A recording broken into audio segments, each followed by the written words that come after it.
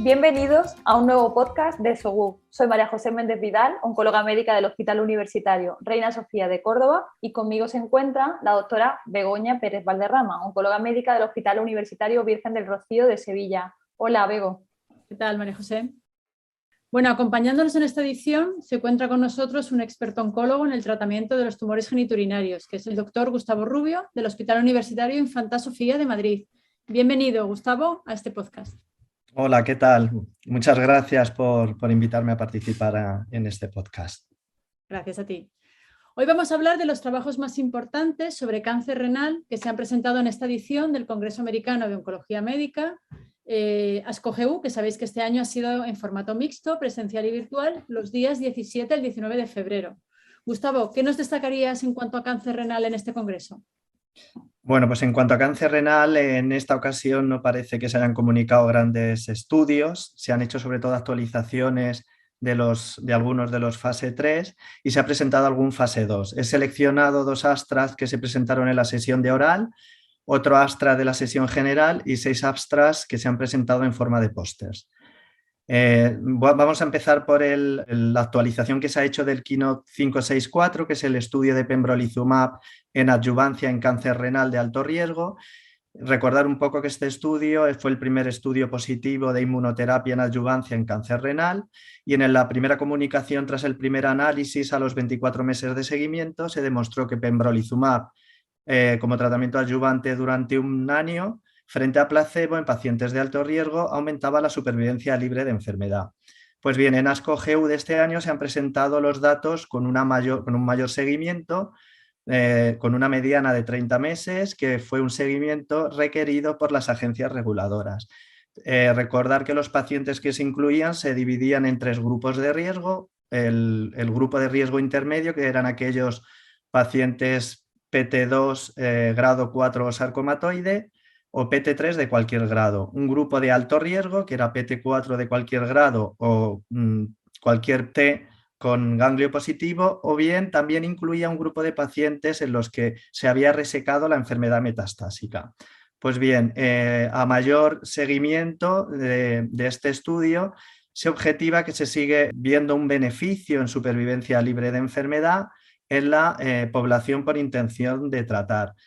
Recordar que se incluyeron 994 pacientes y en el brazo de pacientes que recibieron el pembrolizumab, la supervivencia libre de enfermedad hay una diferencia claramente que beneficia a ese brazo, con un hazard ratio de 0,63, un poquito mejor que el hazard ratio comunicado en el primer análisis. Y en cuanto en esta comunicación también se analizan los 3 subgrupos de riesgo y vemos cómo en el grupo de riesgo intermedio el hazard ratio es de 0,68 a favor del pembrolizumab.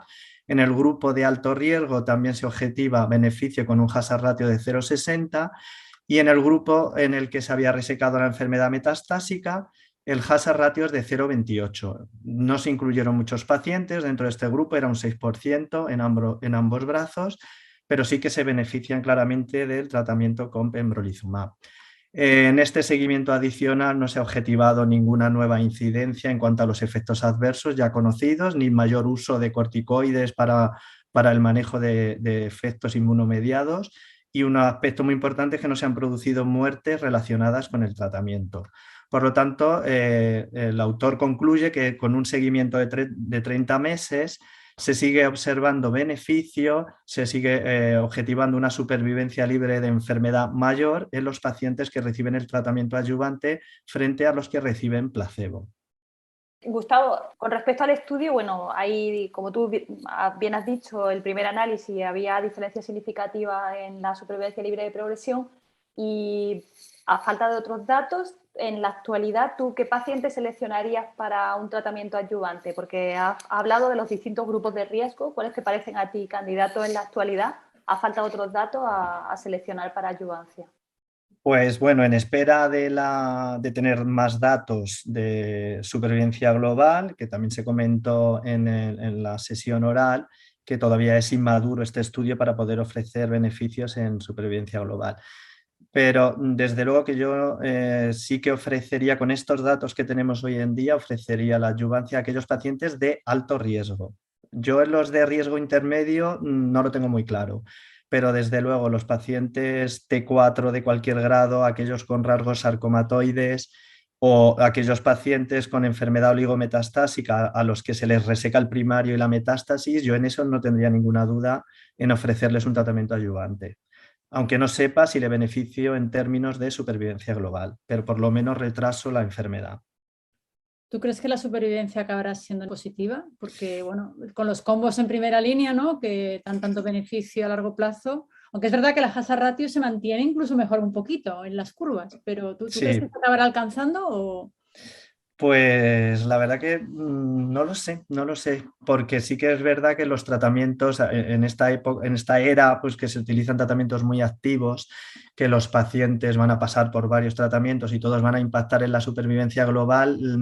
Yo no sé si este estudio va a tener el poder para poder demostrar un beneficio en supervivencia global. ¿Seguimos si quieres? El siguiente estudio que es seleccionado, el siguiente Astra, es un estudio fase 2 de neoadyuvancia. Es el estudio NeoAVAX, que es un fase 2 de un solo brazo de tratamiento, en el que se administra tratamiento neoadyuvante con avelumab axitinib durante 12 semanas previo a la cirugía del primario. En este estudio se incluyeron 40 pacientes con carcinoma renal de células claras no metastásico de alto riesgo, y el objetivo del estudio era demostrar una tasa de respuesta parcial del primario, medido por criterios RECIST, superior al 25%. Como objetivo secundario, supervivencia libre de enfermedad, supervivencia global y seguridad. Y además se realizó un análisis exploratorio de biomarcadores en tejido tumoral, midiendo diversos marcadores de inmunoterapia como PDL1, densidad de linfocitos T, etc. En cuanto a los resultados, recordar eso, se incluyeron 40 pacientes, de ellos 12, que es un 30%, presentaron una respuesta parcial del tumor primario, con una mediana de reducción en torno al 20%. Tras un seguimiento de 23 meses, 13 pacientes, que son 32% de los incluidos, presentaron una recaída con una mediana de 8 meses y 3 pacientes murieron por la enfermedad. De los 12 pacientes que tuvieron respuesta parcial en el tumor primario, 11, es decir, el 92%, están libres de enfermedad. La mediana de la supervivencia libre de enfermedad y de la supervivencia global no se han alcanzado cuando se han analizado este estudio. En cuanto a la seguridad, 8 pacientes presentaron efectos adversos no graves tras la cirugía, no hubo retrasos en la cirugía relacionados con el tratamiento, ni tampoco hubo progresión del tumor primario. En el análisis exploratorio de biomarcadores, en las muestras posteriores al tratamiento, se observó un aumento de la expresión del PDL1 con una P menor de 0,0001 y de la densidad de linfocitos CD8 totales, también con una P significativa de 0,01, en comparación con las biopsias previas al tratamiento. Cuando compararon las muestras de pacientes que habían hecho una respuesta parcial frente a los que no habían presentado esta respuesta parcial, no se observaron diferencias claras en estos marcadores. Sin embargo, en los pacientes en los que presentaron una recaída, se observó que las muestras del tumor tenían menos densidad de linfocitos CD8 totales, tanto en el tumor como en el estroma. También tenían menor densidad de CD8, CD39 positivos y de CD8 granzima B positivos. Las biopsias previas al tratamiento no mostraron ninguna diferencia. Por lo tanto, concluyen que el tratamiento neoadyuvante con abelu axitinib en pacientes con carcinoma renal de alto riesgo no metastásico produce una tasa de respuestas parciales en torno al 30%, lo cual parece que se asocia con una supervivencia libre de enfermedad. Los pacientes que no presentaron recaída tuvieron un aumento significativo de la densidad de CD8 positivos en comparación con los pacientes con recurrencia, lo que sugiere una expansión de una respuesta inmunitaria preexistente. Entonces, desde tu punto de vista, ¿te parece una estrategia interesante? ¿El objetivo que seleccionaron de tasa de respuesta es correcto o con los datos que tenemos de adyuvancia no te parecen suficientemente positivos o prometedores? Ya, yo creo que, a ver, en primer lugar, tampoco son muchos los pacientes, ¿no?, a los que se les ofrece la neoadyuvancia en cáncer renal, no como en otros tumores, en vejiga además. También en la discusión se habló de los estudios que se han presentado con inhibidores de tirosinquinasa del VEGF.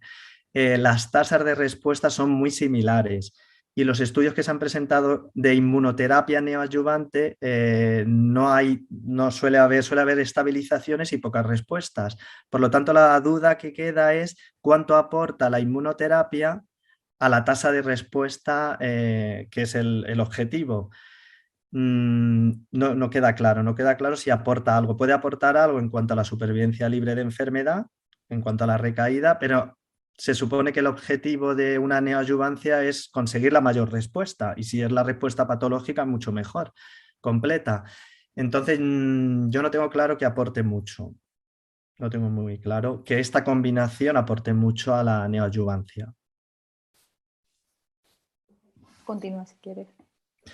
El tercer estudio que se presentó en la sesión general es una actualización del estudio fase 2 de nivolumab como tratamiento de inicio en pacientes metastásicos y tratamiento de rescate con nivo-IPI.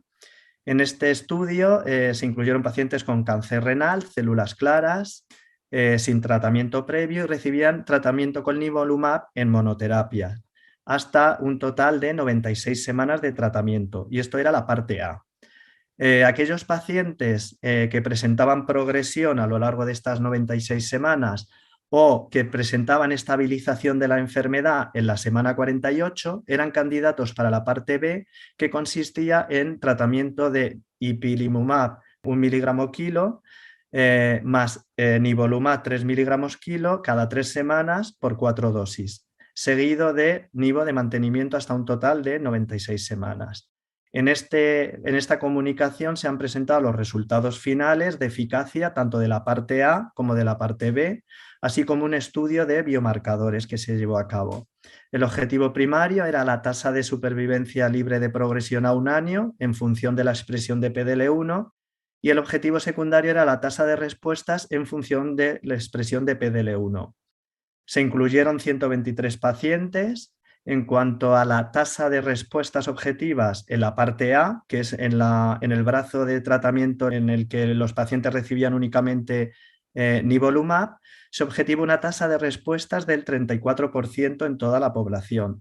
Si tenemos en cuenta la tasa de respuesta según el grupo pronóstico, según IMDC, vemos que el grupo de pronóstico favorable tiene una tasa de respuestas del 57%, con una tasa de respuestas completas del 11%. El grupo de pronóstico intermedio 23% y el grupo de pobre pronóstico 33%.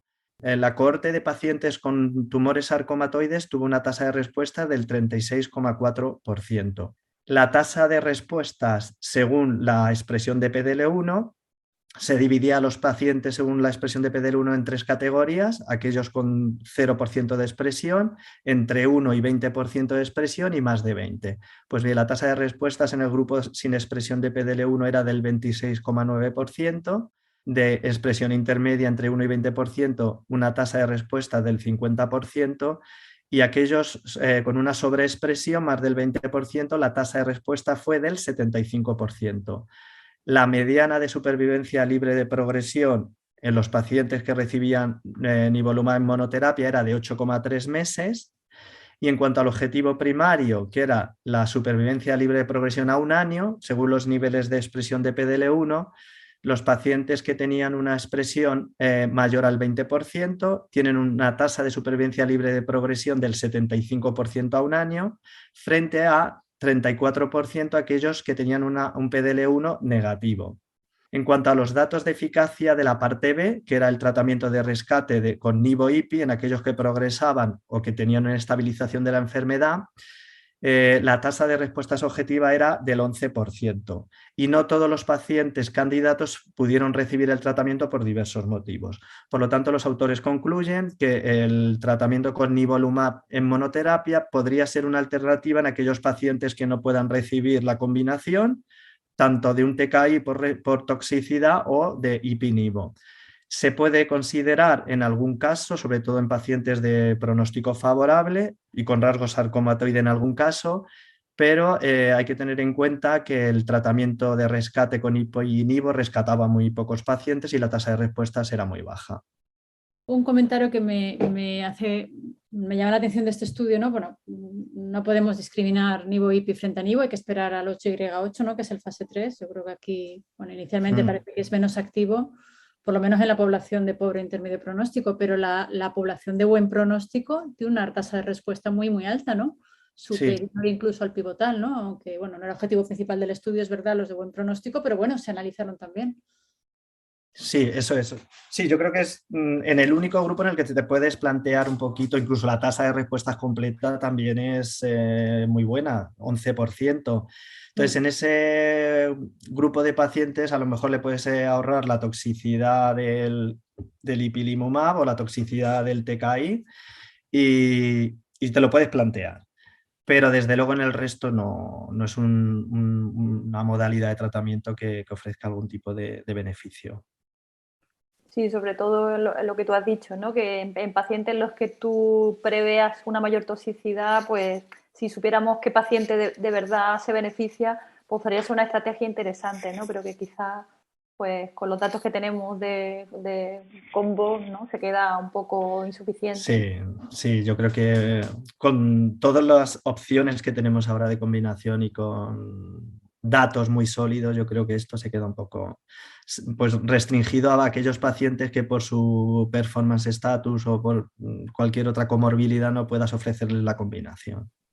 Sí, pero que en realidad es difícil de prever a priori, ¿no? Es decir, que con el IPI a veces te sorprendes, ¿no? De gente que no tiene nada de toxicidad y de repente un paciente perfectamente apto para todo y joven, de repente te hace una hepatitis grado 4 con el IPI, ¿no? Es difícil seleccionar, yo creo. Sí, desde luego que sí, que es muy difícil. Quizá el que no es apto para un TKI, que ese sí es más fácil, ¿no? Porque hay pacientes directamente que sabes que un antiangiogénico difícilmente le van a poder poner. Sí, que tienen contraindicación, eso es. Sí, para eso, pues bueno, tienes estos datos que, bueno, que si es de buen pronóstico el paciente sabes que va a tener una respuesta prolongada y demás, pero para poco más, creo yo. Al final el buen pronóstico se queda de momento huérfano, no sabemos qué hacer con él, ¿no? Sí, no está tan claro, por lo menos en supervivencia global, que la combinación sea superior a la monoterapia. Bueno, veremos. Sigue si quieres. Bueno, el siguiente estudio es otra actualización del CheckMate 9E, en el que se comparaba la combinación de nivo-cabozantinib versus sunitinib. En esta actualización final de la supervivencia global, supervivencia libre de progresión y tasa de respuestas y seguridad, además, se realiza con una mediana de seguimiento mínima de 32,9 meses y también se presenta un análisis exploratorio post-hoc del grado de respuesta de las distintas localizaciones metastásicas. Tras este mayor seguimiento, pues se objetiva que sigue habiendo beneficios con una mediana de supervivencia global de 37,7 meses en la rama de nivo-cabo frente a 34,3 meses en la rama de sunitinib, con un hazard ratio de 0,70. A los 2 años está vivo el 70,3% de la rama de la combinación frente al 60% de la rama de sunitinib. En cuanto a la supervivencia libre de progresión, que era el objetivo primario, también se siguen observando un beneficio claramente a favor de la rama de combinación, con una mediana de 16,6 meses frente a 8,3 meses y un hazard ratio de 0,56. En cuanto a la tasa de respuestas objetivas, la tasa en la rama de nivo-cabo fue del 55,7%, con un 12% de respuestas completas, frente a 28% en la rama de SUTEN, con una tasa de respuestas completas de 5,2%. En el análisis exploratorio de la respuesta en las distintas localizaciones, se objetiva que una mayor proporción de pacientes va a experimentar respuesta parcial, con nivolumab cabozantinib frente a SUTENT en la mayoría de los órganos que se han analizado. Por ejemplo, a nivel renal se objetiva 45% de tasa de respuestas en la rama de combinación frente a 29%, a nivel hepático 47% de respuestas frente a 33%, en pulmón 75% frente a 46% y en hueso 55% frente a 20%.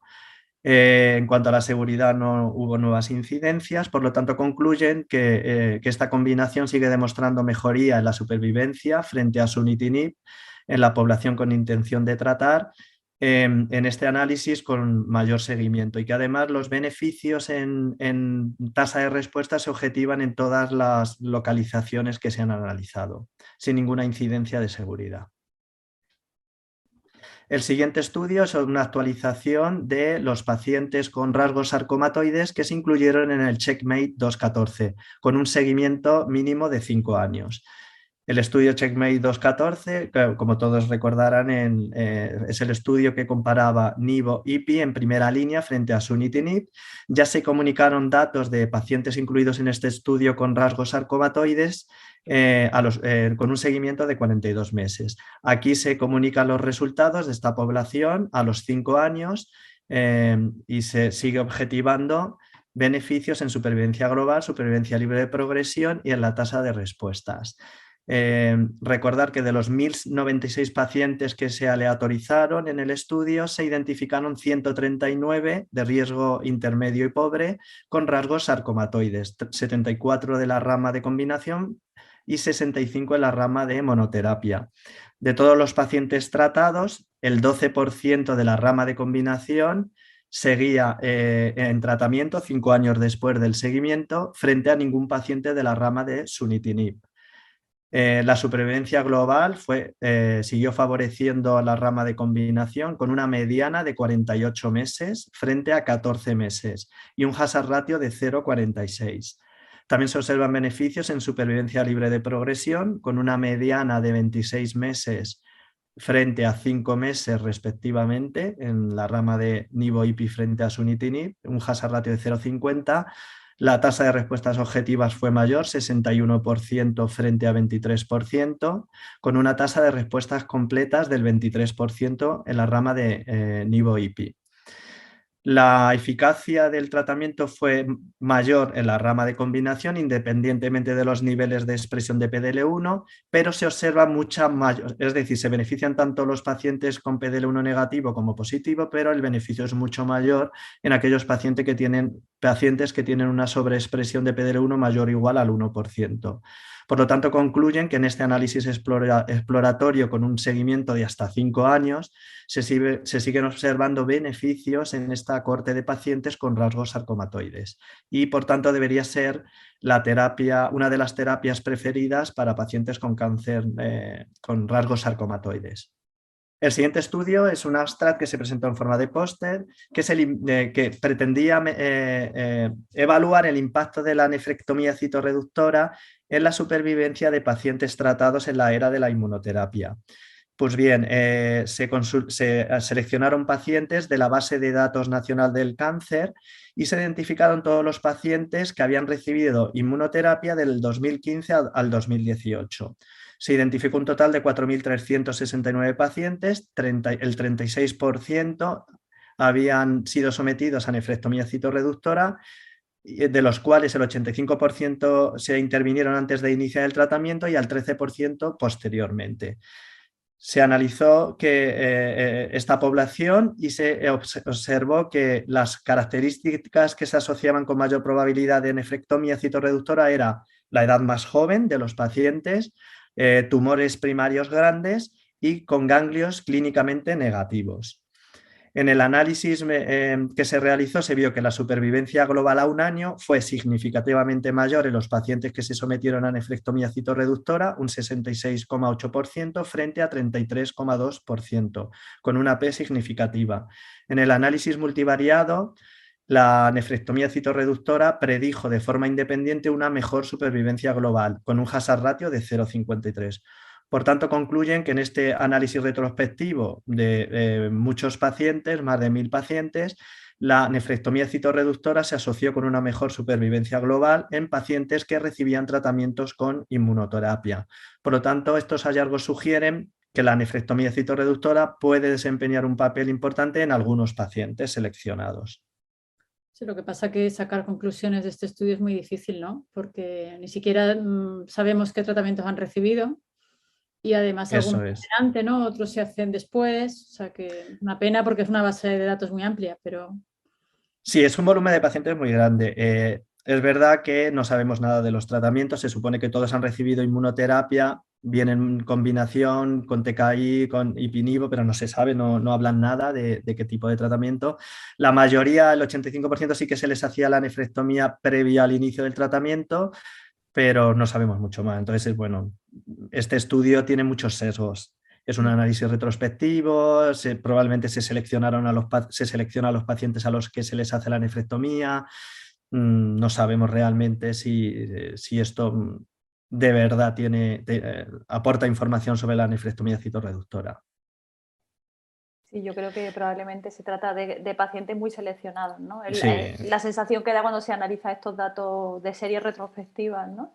En tu sí. medio, ¿se sigue haciendo mucha nefrectomía en pacientes metastásicos? ¿Menos? ¿Tú crees que se ha reducido mucho? Yo creo que sí que se ha reducido. Sí, desde que se comunicaron los datos del Carmena, sí que se redujo, sobre todo en la población de intermedio pronóstico, que era la que todavía en pobre pronóstico nunca te planteabas la nefrectomía, pero en intermedio pronóstico, los que tenían menos factores de riesgo, en eso sí que todos, la mayoría, iban a nefrectomía previo al tratamiento. Y desde los datos del Carmena, sobre todo los que tienen dos criterios de mal pronóstico, en eso ya directamente no te lo planteas. En los que tienen un solo criterio, yo tengo dudas, y en esos todavía, dependiendo un poco de otros factores, sí que te lo puedes plantear. Y hacer nefrectomías diferidas una vez que ha empezado el tratamiento, porque Mm, también podría ser una estrategia, ¿no? Sí, sí, yo creo que de hecho también es un análisis exploratorio que se hizo en el Carmena.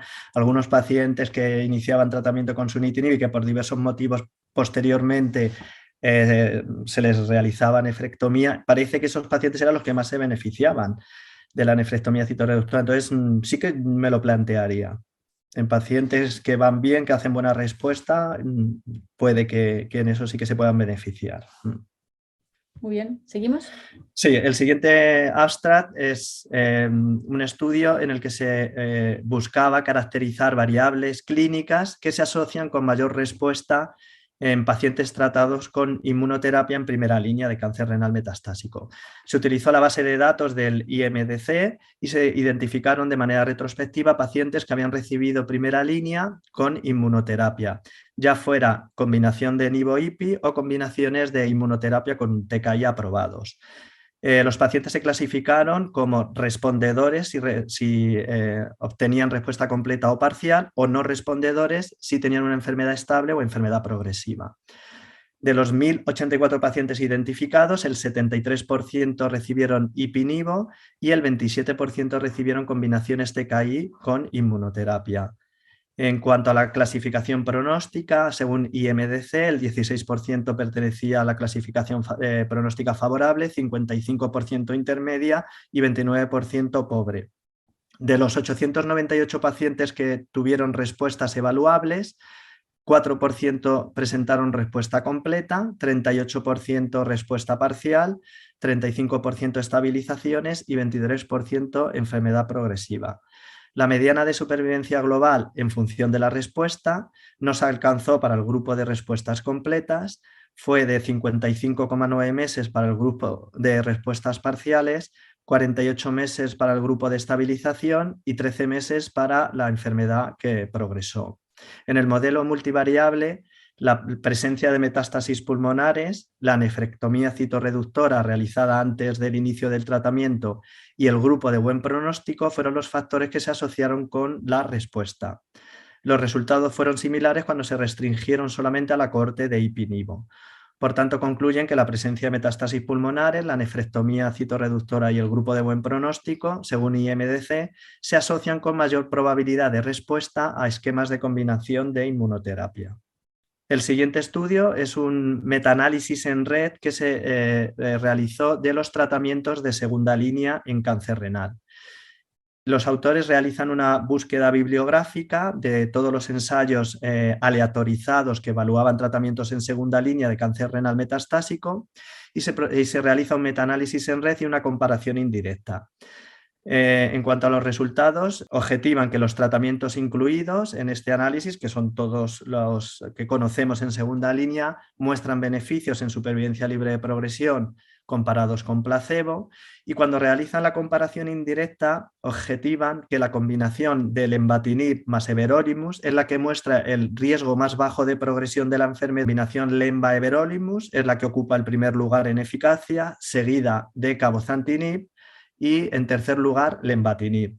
Por lo tanto, concluyen que este metaanálisis revela que es más probable que lenvatinib everolimus y a continuación cabozantinib produzcan el mayor beneficio en segunda línea en pacientes con cáncer renal metastásico. Y el último estudio que voy a destacar es un estudio que evaluaba la efectividad de los tratamientos en primera línea en pacientes con carcinoma renal de no células claras. En este análisis se utilizó también una base de datos del Sistema Canadiense de Información sobre el Cáncer Renal, que es una base de datos prospectiva que involucra a 14 centros académicos. Se seleccionaron pacientes no células claras, metastásicos, que recibían tratamiento en primera línea. Entre enero de 2011 y diciembre de 2019 se definieron 3 grupos de tratamiento: los que recibían un TKI en monoterapia, los que recibían un inhibidor de mTOR o los que recibían inmunoterapia, tanto en monoterapia como en combinación. El objetivo primario fue la supervivencia global a un año y los objetivos secundarios fueron mediana de tiempo al fracaso de tratamiento y la tasa de respuestas objetivas. Se identificaron 420 pacientes, de los cuales 79,8% recibieron monoterapia con un TKI, el 4% recibió tratamiento con un inhibidor de mTOR y el 15% recibió tratamiento con inmunoterapia. De los pacientes que habían recibido, que fueron la mayoría, el TKI, un 77% era sunitinib y un 16% era pazopanib. En cuanto a los mTOR, la mayoría, 70% temsirolimus y un 30% everolimus. Y en cuanto a la inmunoterapia, la mayoría de pacientes recibieron la combinación de ipi-nivo, frente a un 3% que solamente recibieron pembro-axi o abelu-axi. En cuanto a los resultados, la supervivencia global a un año fue del 49% para los que recibían el TKI, del 45% para los que recibían el inhibidor de mTOR y del 75% para pacientes tratados con inmunoterapia. La mediana de tiempo al fracaso del tratamiento fue de 3 meses para el grupo del TKI, 2,8 meses para el grupo de mTOR y 7,1 meses para los pacientes tratados con inmunoterapia. En cuanto a la tasa de respuestas, fue del 23,7% para los que recibieron TKI, 5,5% mTOR y 42,6% para los que recibieron inmunoterapia. Por lo tanto, concluyen que estos datos de vida real sugieren una asociación entre el tratamiento con inmunoterapia en primera línea y los mejores resultados en pacientes no células claras. Pero dejan claro que en esta cohorte de pacientes, en este análisis, no se incluyeron pacientes que habían sido tratados con cabozantinib, ya que en esa época no estaba indicado y no se utilizaba. Por lo tanto, no sabemos, comparados con cabozantinib, cuáles serían las diferencias. Aparte que estos estudios, que es imposible comparar, ¿no? 80% claro, son cosa, nada. O sea, yo creo que estos estudios un poco de vida real lo que vienen a respaldar un poco es que es lo que hacemos habitualmente empíricamente y que, bueno, y que tampoco ofrece malos resultados. A falta de fases 3 que lo comparen. Sí, totalmente. Pues nada, Gustavo, muchísimas gracias por tu resumen. Está fenomenal. Muchas Pues nada, gracias. sin más, nos despedimos hasta el siguiente podcast, que será de cáncer de próstata de ASCO-GU también. Adiós. Hasta luego.